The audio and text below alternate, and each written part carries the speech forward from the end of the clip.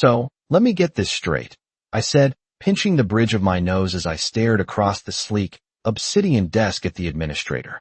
You want me to go back? The administrator, a being of pure light and bureaucracy, didn't even look up from his holographic datapad.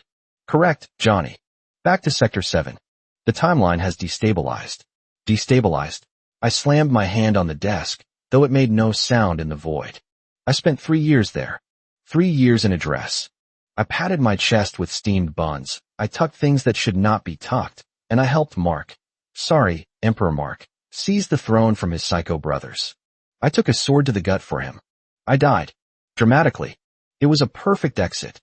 And that, the administrator said, finally looking at me with eyes like cold stars, is the problem. You died too well. You traumatized the target. I scoffed, crossing my arms. Traumatized? Please. The profile said he was a romantic. I gave him the tragic backstory necessary for his character development. He was supposed to mourn for a month, marry a nice Omega from a noble house, and usher in a golden age. That's the script. The script is on fire, Johnny, the administrator said flatly.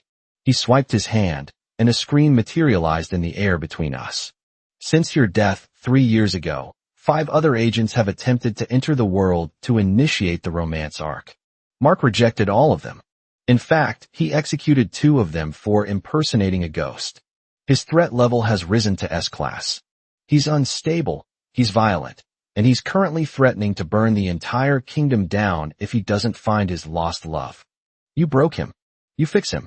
He's an alpha, I argued, panic rising in my throat. A prime alpha. If I go back, and he realizes I'm a guy, an unpresented male at that, he'll kill me. Properly this time. Then don't let him find out, the administrator said, a cruel smirk touching his lips. You have a new identity. A guard. Low level. Just get close enough to steer him toward a suitable partner. Get him laid, Johnny, and you can retire with a triple bonus. Fail, and I'll send you to the zombie apocalypse sector as a slow-moving brain donor. Fine. I groaned, defeated. But if I get beheaded, I'm haunting you. The transition was instantaneous. One moment I was in the sterile white void. The next I was standing in the sweltering heat of the Imperial Gardens, wearing a scratchy wool uniform that smelled like wet dog and iron. I adjusted the heavy helmet, sweat already trickling down my back. 3 years. It had been 3 years since I bled out in Mark's arms while wearing a silk gown and a wig that cost me a week's wages. Now, I was just Johnny the Guard, a nobody with a spear and a bad attitude. Hey, new guy. A voice grunted. A burly guard with a scar across his nose nudged me. Stop daydreaming.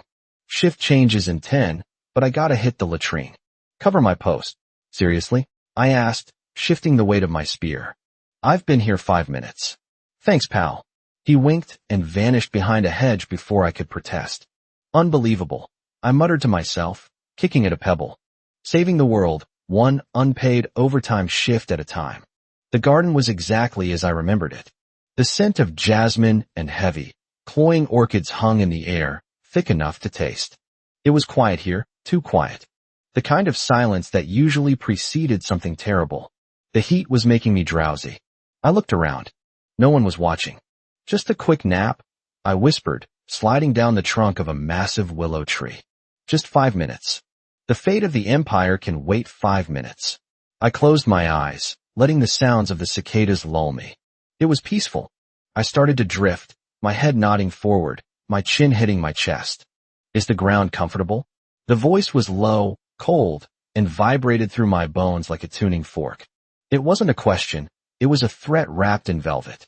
I snapped awake, scrambling to my knees so fast I nearly tripped over my own scabbard. I slammed my forehead into the dirt, assuming the position of absolute submission. Your Majesty. I was just inspecting the soil quality. 4. Potential assassins. Burrowing assassins. Burrowing assassins, the voice repeated. It was closer now. I could see a pair of boots in my peripheral vision. Black leather, embroidered with gold dragons. Mark. Look up, he commanded. I froze. This was it. Game over. I took a deep breath, steeling myself, and slowly lifted my head. Mark stood there, backlit by the harsh afternoon sun. He had changed. The boy I had protected in the exile sector was gone. In his place stood a man who looked like he had been carved from marble and nightmares. He was taller, broader, his shoulders straining against the black and gold imperial robes. His pheromones hit me like a physical blow, burnt sandalwood and ozone, the scent of a storm about to break. It made the hair on my arms stand up. But his eyes, those terrifyingly beautiful, dark eyes were scanning my face with an intensity that made me want to crawl out of my own skin. There was a flicker of something there, recognition, hope, rage. Have we met? Mark asked softly, tilting his head. You look remarkably like someone I used to know. Panic flared in my chest. I hadn't changed my face. I was relying on the uniform and the lack of makeup to hide me. I don't think so, Your Majesty. I stammered, pitching my voice an octave lower, trying to sound gruff. I'm just a nobody. A new recruit from the provinces. Mark took a step closer, looming over me. He reached out, his gloved hand gripping my chin, forcing my face up. His grip was iron tight. You have her eyes, he murmured, his voice sounding distant, almost haunted. My lost empress. You have her eyes. My heart hammered against my ribs. Perhaps Your Majesty speaks of my sister? The lie tumbled out of my mouth before I could stop it. Mark's eyes narrowed. The temperature in the garden seemed to drop 10 degrees. Sister, he whispered. She never mentioned a brother. She told me she was an orphan. She told me she had no one but me. We were estranged. I improvised wildly, sweat stinging my eyes. Terrible family drama. Very tragic. She ran away to the palace to escape our, evil stepmother? And I only recently came to find her, but I heard she passed away. Mark stared at me. The silence stretched, agonizing and heavy. I could feel the old eunuch, the head attendant, hovering in the background, looking ready to order my execution. Estranged, Mark repeated, testing the word. He leaned down, his face inches from mine. I could smell the danger on him. If you are her brother, tell me something only she would know. Prove it. Or I will have your tongue cut out for lying to the emperor. My mind raced. What did I know? I knew everything. I knew he hated carrots. I knew he slept with a dagger under his pillow. I knew he cried when he thought no one was listening. But I needed something specific. Something intimate, but not too intimate. The mole, I blurted out. Mark froze. Excuse me. My sister, I said, my voice trembling. She told me once, in a letter. She said the man she loved had a small, black mole on his left buttock. The head attendant gasped, covering his mouth with a horrified hand. Audacious. Filthy. Guards, seize him. Stop, Mark commanded. He didn't look at the eunuch. He was staring at me, a slow, predatory smile spreading across his face. It didn't reach his eyes. She told you that, did she? She wrote to her estranged brother about the intricate details of my backside. We became very close through letters before she died. I lied, wanting to dig a hole and die in it. She loved you very much, Your Majesty. She noticed. Everything. Mark released my chin, straightening up. He looked amused, but there was a darkness beneath it. Interesting. Very interesting. You're right. I do have that mole. Only one person has ever seen it. I remembered that day. The hot springs in the exile sector. I had been scrubbing his back, trying to keep my eyes averted, but he had slipped, and I had grabbed him. And yeah, I had seen the mole. I had even poked it and told him it was dirt. I wanted to scream at the memory. Get up, Mark said. I scrambled to my feet, keeping my head bowed. Your Majesty? You're promoted, Mark said casually, brushing invisible dust from his sleeve. You are now my personal bodyguard. You will stay by my side, day and night, just like she did. But, surely I am not qualified. Are you refusing a direct order? Mark asked, his voice dropping to that dangerous rumble again. No, Your Majesty. It would be an honor. I saluted, terrified. Good, Mark said. Report to the prayer palace immediately. And wash that dirt off your face. You look like a peasant. He turned and swept away, his black robes billowing behind him. I stood there, shaking, realizing I had just walked straight back into the lion's den. The prayer palace, or as I was beginning to call it, the gilded cage, was ridiculous. It was filled with treasures, night-luminescent pearls the size of grapefruits, silk screens embroidered with gold thread, and furniture made of wood so rare it was technically extinct. It was the room I had told him I wanted, back when we were starving in the cold tower. I had said, one day, we'll have a room made of gold, and we'll eat roasted duck until we explode. He had remembered. He had remembered everything. I stood by the table, pouring tea with trembling hands. Mark sat on a throne-like chair, watching me. He hadn't taken his eyes off me for an hour. It was unnerving. This tea, Mark said, his voice cutting through the silence. Is it safe? I brewed it myself, Your Majesty, I said, offering the porcelain cup. Silver Needle. Your favorite. My enemies are everywhere, Mark said, not taking the cup. He leaned back, crossing his legs. Poison is a woman's weapon, they say, but I find men use it just as often. Taste it. Sir. Taste it, he ordered. Ensure it isn't poisoned. I sighed internally. He was being paranoid. Or maybe he was just messing with me. I lifted the cup to my lips and took a sip. It was hot, floral, and perfectly fine. See, I said, swallowing. Delicious. No poison. I wouldn't dream of harming. Come here, Mark interrupted. He curled a finger, beckoning me. I approached cautiously. Your Majesty? Mark moved with the speed of a striking cobra. He reached out, grabbed the lapel of my uniform, and yanked me down. Before I could process what was happening, his lips were on mine.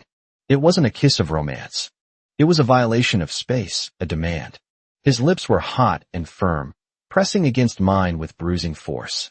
He didn't deepen it, didn't use his tongue, but he sucked the moisture from my lips, tasting the tea I had just swallowed. I pulled back, gasping, my face flaming. Your Majesty. What? What are you doing? Mark licked his lips slowly, his dark eyes locked on mine. Checking, he said simply.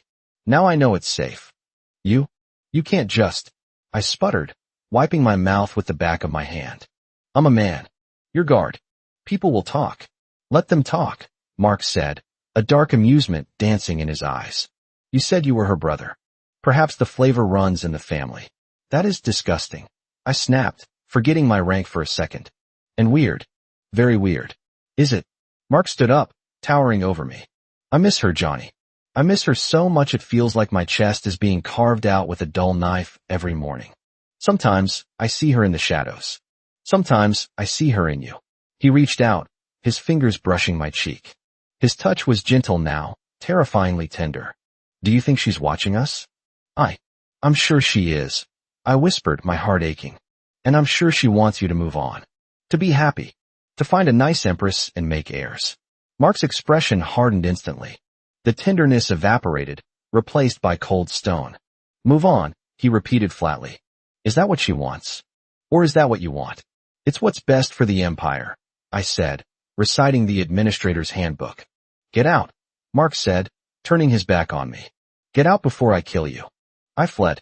I ran out of that room like the devil was snapping at my heels, my heart pounding a frantic rhythm against my ribs.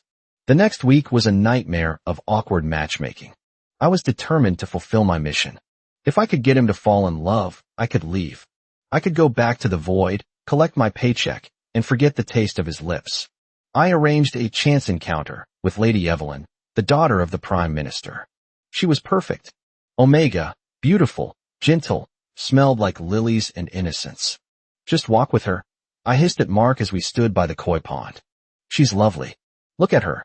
She's reciting poetry. Mark looked at Lady Evelyn like she was a piece of furniture that had been placed in an inconvenient spot. She's loud, he grunted. She's reciting haiku. I argued. It's cultured. She smells like a funeral parlor, Mark countered, wrinkling his nose. Too many flowers. That's her perfume. It's expensive. At that moment, Lady Evelyn, following the script I had subtly suggested to her maid, pretended to trip. She let out a delicate cry, flailing her arms, aiming perfectly for Mark's chest. It was a classic move. The hero catches the damsel, their eyes meet, sparks fly. Textbook. Mark stepped to the left. Lady Evelyn hit the gravel with a thud that sounded painful. Oof. I stared in horror. Mark stood there, hands behind his back, looking down at her with mild disinterest. Your Majesty, I hissed. Help her up. Why? Mark asked. She has legs. And servants. Lady Evelyn looked up, tears welling in her eyes, her beautiful dress stained with mud. Your Majesty. Mark looked at me. You help her. You seem to like her so much. I'm a guard, I whispered furiously. You're the emperor. Be charming. I am charming, Mark said deadpan. I didn't execute her for clumsiness. That is the height of mercy. He turned and walked away, leaving me to scramble over to the sobbing noblewoman. As I helped her up, apologizing profusely, I watched Mark's retreating back. He was impossible. He was stubborn, cruel, and completely broken. And God help me, I wanted to run after him and shake him until he smiled again. That night, Mark summoned me to his private study. The room was dimly lit, shadows dancing on the walls. He was sitting on the floor, surrounded by scrolls and portraits. Look at them, he said, gesturing to the piles of paper. The ministers send me these every day.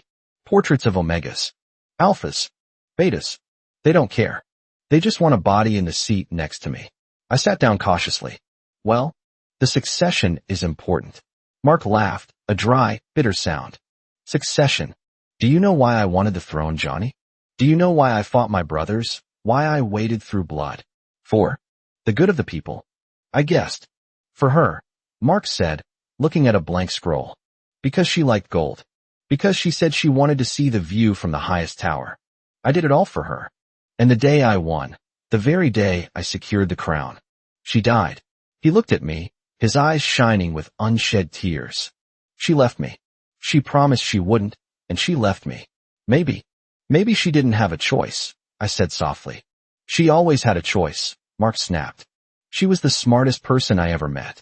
If she died, it was because she calculated it was the best move. Or, he paused, his gaze sharpening. Or she isn't dead. My blood ran cold. Your Majesty? We buried her. The funeral. The coffin was empty, Mark whispered. I dug it up. I choked on my own spit. You dug up the grave.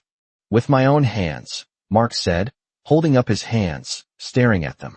I clawed through the dirt until my fingers bled. I opened the lid. Nothing but stones. Stones, Johnny. He lunged forward, grabbing my shoulders. Where is she? You're her brother. Tell me where she is. I don't know. I cried, terrified by the madness in his eyes. I told you, we were estranged. Maybe her body was stolen. Grave robbers. No, Mark hissed. She ran. She ran away from me. Why? Was I not good enough? Did I not love her enough? Mark, stop, I said, using his name without thinking. It's not about you. Maybe she was just scared. Maybe she had a secret she couldn't tell you. Mark stared at me, his chest heaving. Slowly, the madness receded, replaced by a terrifying calm. He released me and stood up. He walked over to a lacquered chest in the corner and opened it. He pulled out a bundle of fabric. Pink silk. Put this on, he said. I stared at the dress. It was my old disguise. The one I had died in. What? Put it on, Mark commanded, tossing it to me. If you are her brother, you must share her frame. I want to see. I want to remember. This is insane, I said, standing up. I'm a man. A guard. I won't wear a dress for your kink. It is not a kink. Mark roared, slamming his hand against the wall. It is grief. Put it on, or I will have you thrown in the dungeon with the rats. I looked at his face. He was on the edge. If I pushed him now, he would snap. And if he snapped, the mission failed, and I ended up dead or worse. Fine, I spat, snatching the dress. Turn around. No, Mark said. I'll help you. I can dress myself. Turn around, he ordered. I gritted my teeth and turned my back to him. I stripped off my heavy uniform, shivering as the cool air hit my skin. I pulled the silk dress over my head. It still smelled like me. Like the old me. Mark's hands were on me instantly. He didn't touch my skin, not really. He adjusted the fabric, his fingers lingering on the ties. He pulled the sash tight around my waist.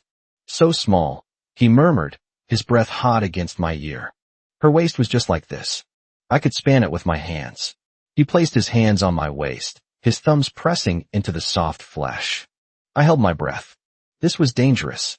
My body was reacting to his proximity, to the overwhelming scent of alpha distress and desire. You smell like her, too, Mark whispered, burying his face in the crook of my neck. He inhaled deeply. Milk and honey. Underneath the sweat and the dust. You smell exactly like her. We use the same soap. I stammered, my knees weak. Family brand. Mark chuckled, a low, vibrating sound against my spine. You are a terrible liar, Johnny. Just like her. He spun me around. I was wearing the dress, the pink silk clashing horribly with my short, messy hair and my terrified expression. But Mark didn't seem to care. He looked at me with a hunger that made my knees buckle. Your Majesty, I whispered. Please. Please what? Mark asked, leaning in. Please stop? Please kiss you? Please kill you? Please don't look at me like that, I said. Like I'm a ghost. You are a ghost, Mark said. You've been haunting me for 3 years. He reached for a comb on the table. Sit. I sat. He began to comb my hair. It was short, but he was gentle, treating me like precious porcelain. I used to do this for her, he said softly. She was always so busy. Scheming, planning, protecting me. She never took care of herself. So I did it. I washed her hair. I warmed her bed. I would have died for her. She knew. I said, my voice thick with tears I couldn't suppress. She knew you loved her. Did she? Mark asked, meeting my eyes in the mirror. Then why did she leave? I couldn't answer. I couldn't tell him the truth. That I was a cosmic gig worker sent to fix his life, not to be his life. Suddenly, a commotion outside broke the spell. A guard shouted. Metal clashed against metal. Mark dropped the comb. His face transformed instantly back to the Emperor. Stay here, he commanded. He drew a sword from the wall mount and strode out. I didn't stay. I grabbed a dagger from the table, my old dagger. He had kept it, and followed him.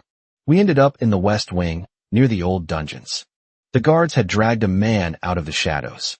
He was filthy, wild-haired, and laughing maniacally. Prince Julian. The third prince. The one who had tried to kill Mark. The one I had died saving Mark from. He's alive. I whispered. Mark ignored me. He stared at his brother with cold contempt. I told you to rot in silence, Julian. Silence is boring. Julian cackled. He saw me. His eyes widened. Then he started laughing even harder. Oh, look. The ghost returns. In the flesh. And in a dress. How fitting. Mark stepped forward, placing himself between me and Julian. Speak one more word, and I will remove your tongue. You haven't told him? Julian sneered, spitting blood on the cobblestones. You haven't told your precious little spy that you know? I froze. Know what? Julian looked at me, a twisted grin on his face. He knows. He knows you're a man. He knows you're not from here. He heard you. That day in the garden, 3 years ago, when you were talking to the air. To your system. The world stopped spinning. He heard you bargaining. Julian screamed. Just let me save him, and I can go home. That's what you said. And he heard it. He's known the whole time. He played you. He watched you dance and lie and die. And he knew it was all a game to you.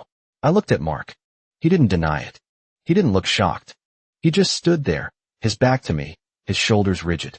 Is it true? I asked, my voice barely a whisper. Mark turned slowly. His face was unreadable. Julian talks too much. Is it true? I screamed. Did you know? Yes, Mark said calmly. I knew. You knew I was a man? You knew I was leaving. I knew you were on a mission, Mark said, stepping toward me. I knew you thought of me as a task. A set of data points to be manipulated. Conquer the target. That's what you called it. So you let me die? I accused, tears streaming down my face. I didn't think you would actually die. Mark roared back, his composure cracking. I thought you would just fade away. Or teleport. But then you bled. You bled out in my arms, and I couldn't stop it. I thought I had lost the game. I thought I had failed you. I backed away. You manipulated me. This whole time. The guard duty. The tea. The dress. You were testing me. I was waiting for you to tell me the truth. Mark shouted. I gave you every chance. I wanted you to trust me. Not the Emperor, not the target. Me. Mark. Julian started laughing again. A lover's quarrel. How sweet. Kill him, Mark. Kill the monster who used you. Mark spun around. In one fluid motion, he drove his sword through Julian's chest. The laughter cut off abruptly. Julian slumped to the ground, dead. Mark pulled the sword out, flicking the blood onto the grass. He turned back to me, breathing heavily. Now, he said, his voice dropping to a terrifying growl. Where were we? I turned and ran. I didn't get far. I made it to the garden wall, scrambling up the vines. I was halfway up when something wrapped around my ankle. A whip. Mark yanked it. I fell, crashing into the dirt. Before I could recover, he was on top of me. He pinned my wrists above my head with one hand, his weight crushing the air out of my lungs. Let me go, I struggled, kicking at him. Mission failed. Just let me go. Never, Mark snarled. He pulled a pair of golden shackles from his belt. He clicked them onto my wrists. You want to run? Fine. Try running with these. He hauled me up and threw me over his shoulder like a sack of potatoes. I pounded on his back, cursing him, cursing the administrator, cursing the entire universe. He carried me back to the prayer palace. No, the desire palace. He kicked the door open and threw me onto the massive bed. I scrambled back against the headboard, holding my chained hands up. Mark, listen to me. I'm not from here. I can't stay. The administrator will recall me if the mission fails. Mark climbed onto the bed, crawling toward me like a panther stalking its prey. Then we better make sure the mission doesn't fail. The mission is for you to marry. I yelled. To find a queen. I found one, Mark said. He grabbed my ankle and dragged me down the mattress. He loomed over me, his face inches from mine. I'm a guy. I don't care, Mark said. I never cared. Man, woman, alien, ghost. I don't care what plumbing you have, Johnny. I fell in love with your soul.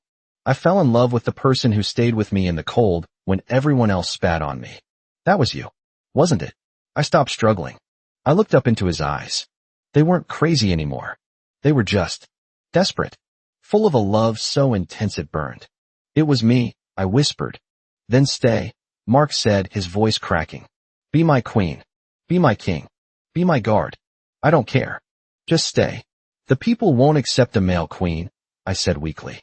I am the emperor, Mark said, leaning down to brush his lips against my forehead. I will rewrite the laws. I will rewrite history. If they complain, I will conquer them too. He kissed me then. Real, deep, and full of promise. It tasted like tea and blood and desperation. And for the first time in 3 years, no, for the first time in my life, I didn't want to run. The administrator is going to be so pissed, I mumbled against his lips. Mark pulled back slightly, a wicked grin spreading across his face. Let him come. I've killed gods before. I'll kill him too if he tries to take you. He reached into the pile of clothes he had discarded earlier and pulled out a bundle. It wasn't a dress. It was a set of red wedding robes. Male wedding robes. Embroidered with gold dragons and phoenixes. I made these, he said quietly. Every year. A new set. Hoping you'd come back to wear them. I touched the fabric. It was beautiful. Try them on, Mark whispered, his hand sliding up my thigh. And then, we can discuss the consummation of this marriage. I looked at the robes. I looked at the chains on my wrists. I looked at the man who had burned the world down just to find me in the ashes. Okay, I said softly. But you're taking the chains off. Mark kissed my wrist, right over the metal. Not tonight, Johnny. Tonight, I need to know you're not going anywhere. He blew out the candle. The room plunged into darkness, filled only with the scent of sandalwood, rain, and the promise of forever. And somewhere, in a white void, I imagined the administrator rolling his eyes and marking the file. Mission accomplished. Status, complicated.